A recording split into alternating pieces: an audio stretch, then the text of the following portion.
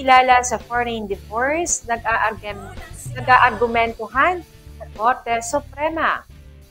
Opisyal nang sinimulan ng kataas-taasang hukuman ng Korte Suprema ang pagtalakay sa GR number 257575. Isang petisyon po na humihiling na kilalanin sa Pilipinas ang divorce na isinagawa sa ibang bansa.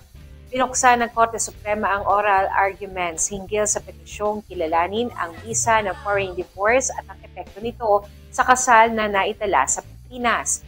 Tinalakay sa pagdinig kung dapat bang ituring na walang visa ang kasal sa bansa kung ito ay napawalang visa sa ibang bansa. Lalo na sa mga kaso kung saan ang isa sa mga mag-asawa ay nagkaroon ng banyagang pagkamamamayan bago ang pagpapadiborsyo at muling bumalik bilang Pilipino.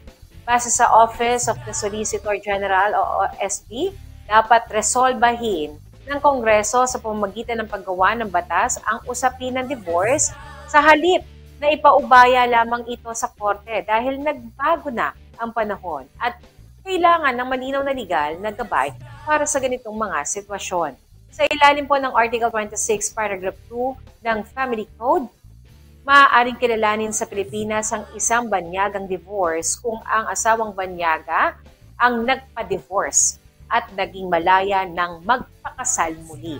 Subalit nananatiling komplikado ang proseso dahil kailangan pa rin itong idaan sa judicial recognition bago maituring na epektibo sa bansa. Sinabi po ni Attorney Maria Carolina Legarda, legal expert na inimbitahan ng Korte Suprema, maraming overseas Filipino workers o OFWs ang dumidiretso sa Guam para kumuha ng tinatawag na kiki-divorce.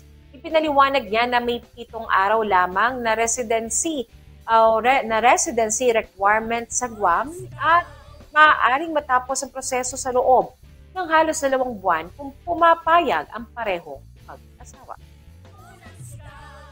I have gone to Guam with some friends, and in fact with Justice Elo Santiago. I went to Guam with her a long time ago. We discovered, Your Honor, that Guam has a 7-day residence requirement only, and you can file a divorce. 7 days. So many Filipinos who are our OFWs were there doing that, Your Honor. And they come back to this country having obtained the divorce in Guam. Anya, pumipirma ng kasunduan ng mag-asawa upang hindi questionin ang hatian ng ari-arian, pati na ang suporta at kustudiya ng mga anak.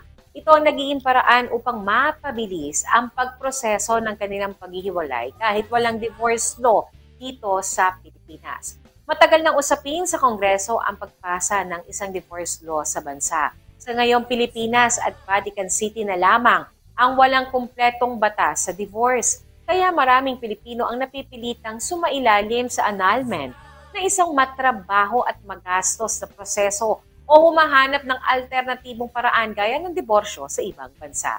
Ang oral arguments ay kaugnay ng isang petisyon mula sa Pilipinong may dual citizenship na humiling na kilalanin ang kanyang diborsyo na nakuha sa ibang bansa. Ibinasura umano ng hukuman sa isang lugar ang kanyang petisyon, kaya umabot na po ito sa Korte Suprema. Sa kasalukuyan, wala pang inilalabas na desisyon ang Korte Suprema kaugnay ng naturang petisyon. Ipagpapatuloy pa po ito ang pagdinig sa October 21.